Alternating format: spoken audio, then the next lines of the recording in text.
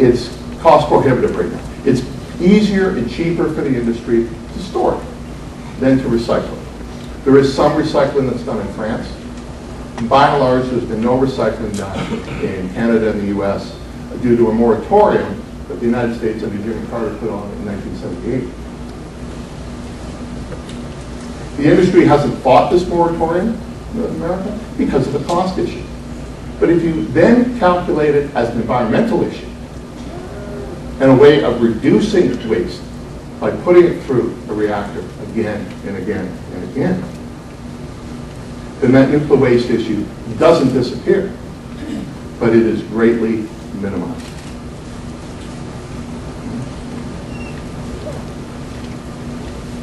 I would also say that we are substantially behind the curve in fuel recycling technology because of that moratorium.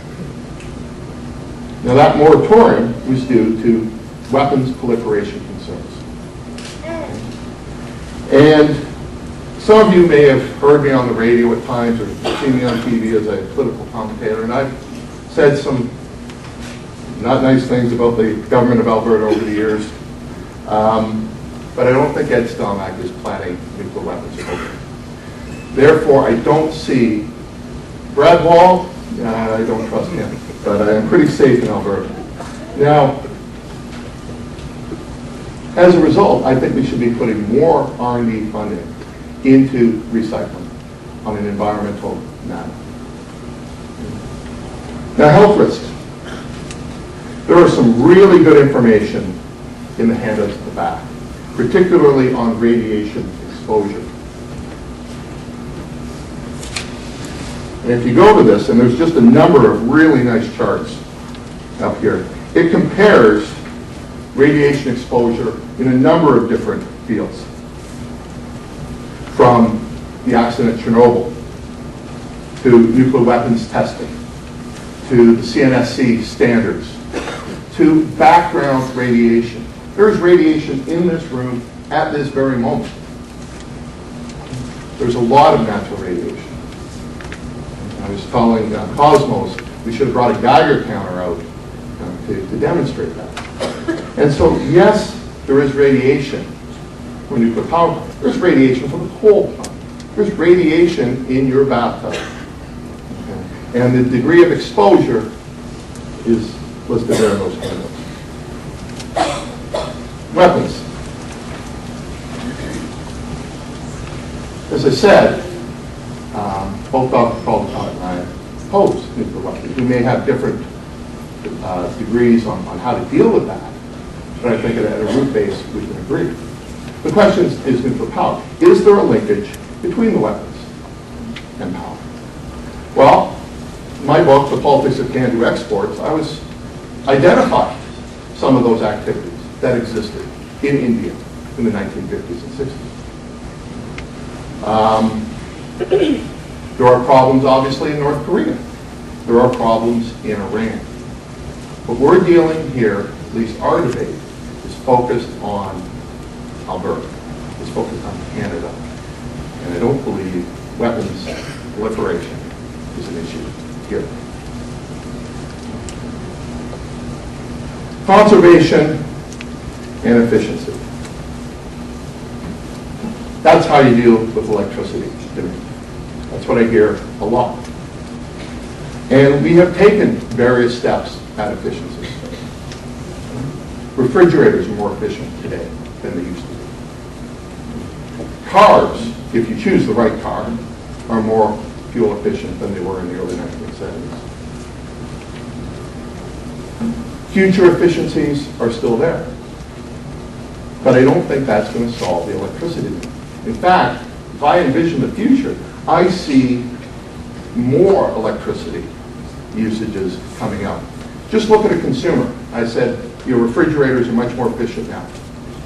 Well, when I was growing up in the 1970s, we didn't have air conditioners, heavy uses of electricity. In fact, you listen to much of the United States, the core demand is in the summer, not the winter. Computers, cell phones, DVD players, all plugged in. Hybrid cars, electric cars, which are coming. Where is that electricity going to come from?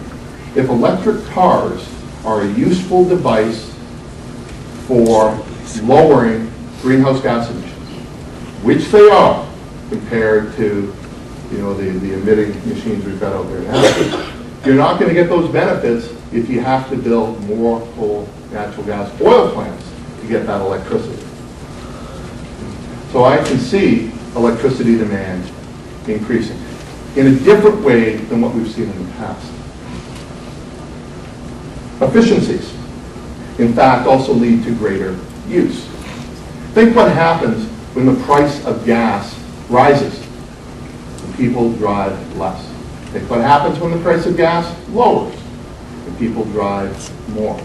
There's an English economist in the 1800s who came up with a theorem that, in fact, greater efficiency leads to greater use.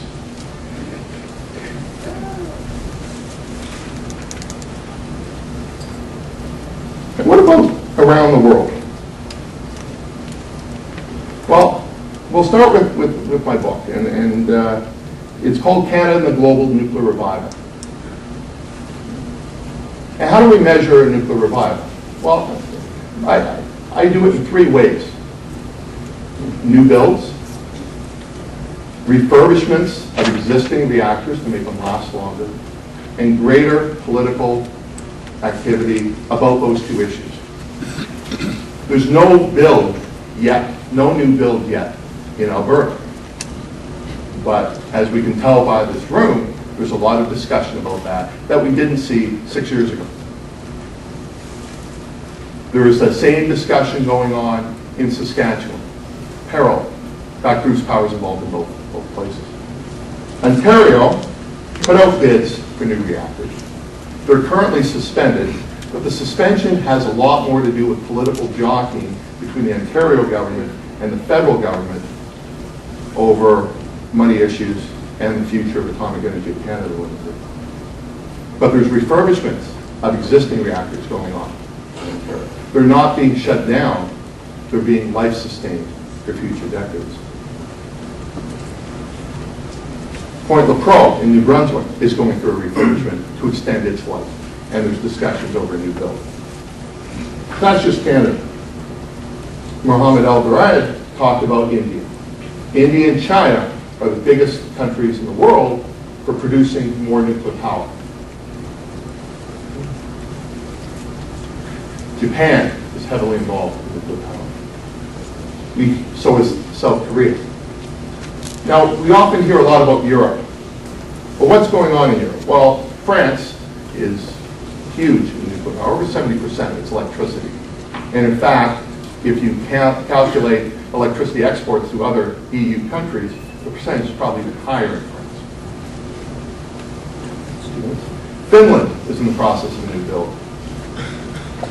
Sweden, Belgium, Germany all promised to roll back their nuclear fleet. In fact, Germany did after unification. Now, some of this was due to the domestic political situation, the role of the Green Party and the coalition government. But if you look at the plants they shut down, they were the East German plants, the ones the Soviets built. Denmark.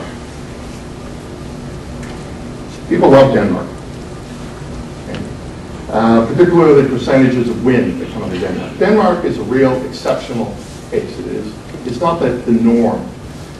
If you want to look at the norm, you're looking at France, Japan, India, and China. And in fact, there's a study that's been printed back there that just came out last week looking at the Danish wind market and the cost issues around that and the actual percentage. That what was advertised as 20% is probably closer to 8%. And a lot of that ends up in export to other Scandinavian countries. So a revival is occurring across this planet for nuclear power. Alberta is part of that. And at this point, I will stop before I get stopped.